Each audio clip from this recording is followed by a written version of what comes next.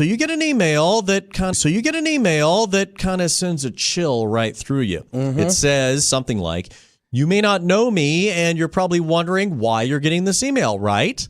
I'm a hacker who cracked your devices a few months ago." What could possibly go wrong? Dr. Murray Jenex is a cybersecurity professor at San Diego State University and got one of those emails. So, and you also know other people who have. Dr. Jenex, what is the rest of that email saying?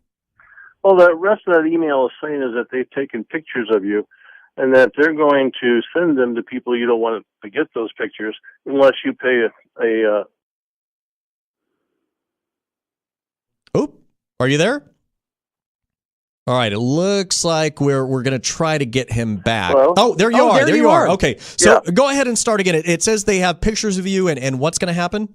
Well, they're going to send those pictures to people on your email list unless you pay them their extortion fee. Now, this is sextortion, so what exactly do they have pictures of you doing or of? Well, they claim that they took pictures of you from your computer while you were engaged in various activities. So they're claiming to have, sexual-oriented pictures of yourself. Okay. Is it possible for hackers to actually do this? Yes, it is, actually. I've seen it demonstrated, and they can get into your computer, turn on your camera, and take pictures. Actually, in my class, we use a software called Prey, which is something that allows you, if your computer's stolen, to turn it on and take pictures of somebody using the laptop. So, a double-edged sword right there a little bit. Correct. Oh, boy. Okay, so when somebody sends this email, what, the chances are they're just scamming, or could they really, potentially do this? Well, they could potentially do it, but this has been a scam. And what happened is, if you recall, we've had several large hacks over the last few years. This data got posted on the internet, and hackers have gone through this data, and they put together an email address, and they put together a name, and they put together an old password, and sent that to you, claiming to have hacked into your computer, but they actually haven't. So instead, they're scaring you by telling you, here's one of your old passwords to prove that we've done this, but they haven't really done it. And like when I got this email, I actually chuckled because in my case, I don't even have a webcam on my computer.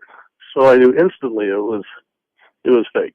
And also, if you're just looking up knitting, you probably have nothing to worry about in that case. But many people do look at some adult websites and they probably freak out, correct?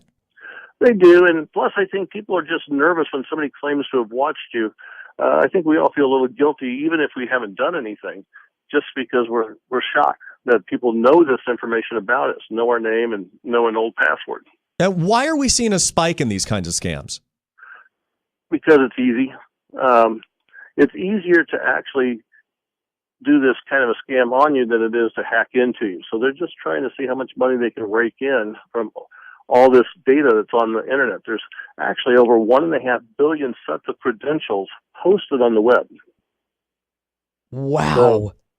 So virtually everybody in the world everybody in the U.S. has been hacked, and most people in Europe and many people in China.